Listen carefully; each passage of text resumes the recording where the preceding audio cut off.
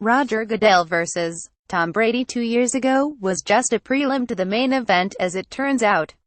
All that was at stake in Deflategate was the power of the commissioner and the reputation and integrity of the greatest quarterback in NFL history. Bruce Cluck owned up, knowing all they were fighting about was deflated footballs added a bit of levity to a situation that eventually got way out of control and turned into a vendetta of the league against Brady. Brady will never forgive Goodell, but forcing him to hand over the Super Bowl MVP trophy in February was quite satisfying.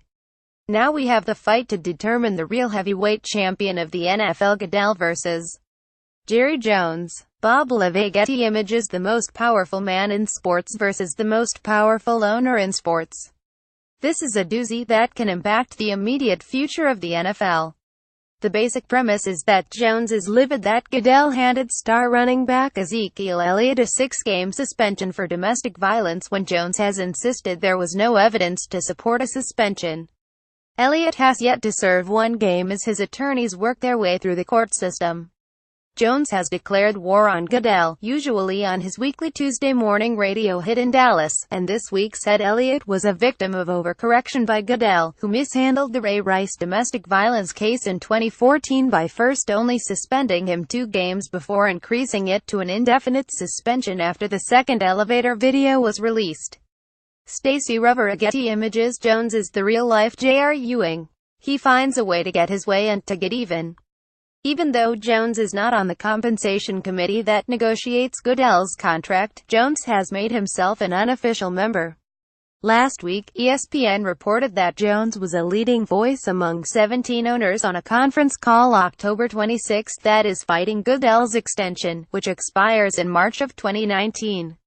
Falcons owner Arthur Blank, the chairman of the committee, is a Goodell ally. When I asked him what he knew about the call, he said, "I wasn't on it." Goodell likely has enough support to get a new contract, but perhaps Jones is successful at bringing down his base pay and making it predominantly incentive-based. Goodell's pay fluctuates but was $44 million in 2013 including incentives. The incentive formula: how much richer he made a bunch of billionaires. When the NFL dropped its non-profit tax-exempt status in 2015, it was no longer required to disclose the salaries of employees at the league office. The CBA expires after the 2020 season. The network television contracts expire after the 2022 season. I don't think the majority of owners will want a new commissioner being in charge of 2 huge negotiations. Goodell's proposed contract extension will take him through March of 2024. But do not underestimate Jones' power. He is persuasive and not afraid at all of backlash. Remember, he fired Tom Landry on his first day as owner.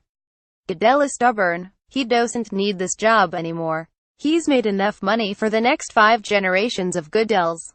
Not long ago sources were telling me he wasn't even certain he wanted to extend his deal.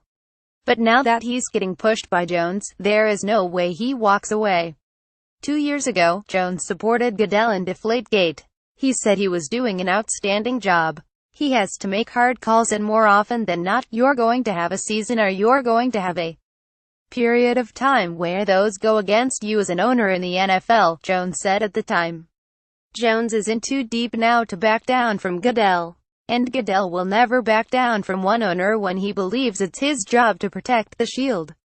Jones and Robert Kraft were once among Goodell's strongest supporters until the commissioner punished the most important player on their teams.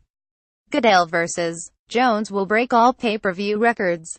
Order now. Tough blow. Less than 18 hours after Houston was euphoric following the Astros' first World Series championship in their 56 seasons, bad news came again to the city that hosted the Super Bowl and the World Series this year but was also ravaged by Hurricane Harvey. Deshaun Watson was one of the few bright lights in what has been a dreary and controversial first half of the season. It's so sad and such a shame that he tore his ACL in his right knee in practice Thursday running a simple toss sweep in a non-contact drill, an injury that jolted the NFL.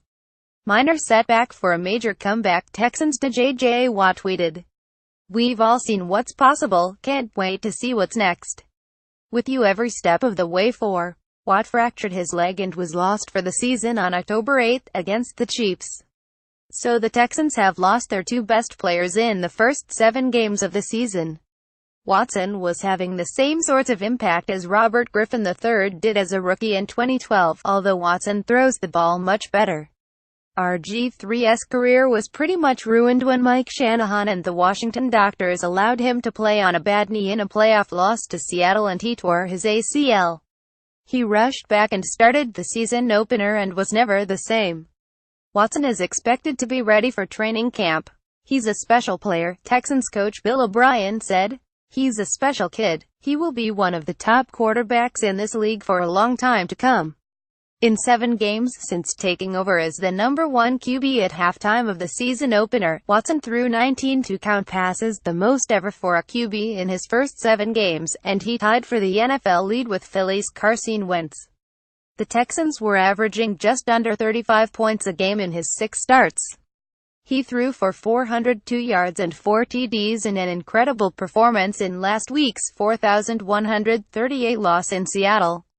Cap out if Colin Kaepernick was ever going to get signed, Houston was the spot after Watson's injury for several reasons. He is a mobile quarterback, so Coach O'Brien would not have needed to change the offense. The starter is now Tom Savage, who was benched after the first half of the season opener against the Jaguars. Owner Bob McNair, who infuriated his players and players around the NFL with his inmates running the prison comment at a recent league meeting, could have earned a lot of goodwill from the pro-Kaepernick faction. But Kaepernick's decision to go after the NFL for collusion probably locked all the potential open doors for him to get a job. And with McNair, along with Jones and Kraft, included in owners who will be deposed and asked to turn over cell phone records and emails, there was no way Houston would sign him. Instead, O'Brien signed Matt McGloin, who played for him at Penn State, and former Texans QB TJ Yates. Houston now has the worst QB depth chart in the league. Yates will be the backup Sunday. "You can't really replace Deshaun Watson," Savage said. Injury epidemic. The list of big-name players declared out for the year or expected to miss the rest of the season, although it's not yet official, is simply staggering. In addition to Watson and Watt, Giants Wr Odell Beckham Jr., Packers QB Aaron Rodgers slight chance to return, Colts QB Andrew Luck, Chiefs Eric Berry, Patriots Wr Julian Edelman, Vikings RB Dalvin Cook, Patriots pound Donta Hightower, Browns Joe Thomas, Eagles RB Darren Sproles, Cardinals RB David Johnson, Texans pound Whitney Merciless, Giants Wr Brandon Marshall, Cardinals QB Carson Palmer, Bears Zach Miller, Eagles Jason Peters, Eagles pound Jordan Hicks, Dolphins QB Ryan Tannehill, Jaguars Wr Allen Robinson, Seahawks Cliff Averill, Ravens G Marshall Yanda, 49ers Wr Pierre Garcon, Jets Wr Quincy Enunwa.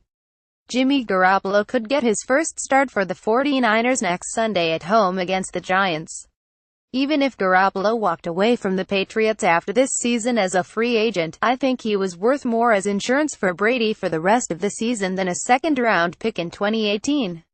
If he left as a free agent, the Patriots would probably have been awarded a third-round compensatory pick in 2019.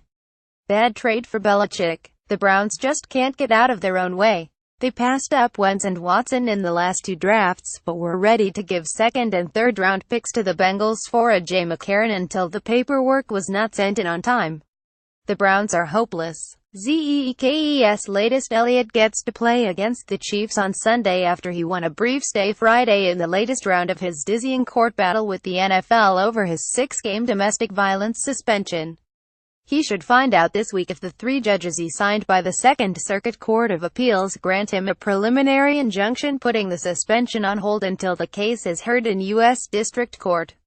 If Elliott doesn't get the injunction, he will likely have to start sitting out the 6 games. If he is granted the injunction, the danger is he loses the case in December and has to sit out the final games of the regular season and potential playoff games. It's more likely the case will be heard after the season. Daniel Wallach, a sports law expert, predicts Elliott will ultimately lose and have to serve 6 games. "My experience tells me arbitrators' awards are rarely disturbed by the federal courts," he said. Elliott will likely run out of time in turf and have to serve the suspension. He is delaying the inevitable. Elliott's case is built on fundamental fairness and whether the NFL deprived him of that right when it didn't allow his attorneys to question his accuser at his appeals hearing in August.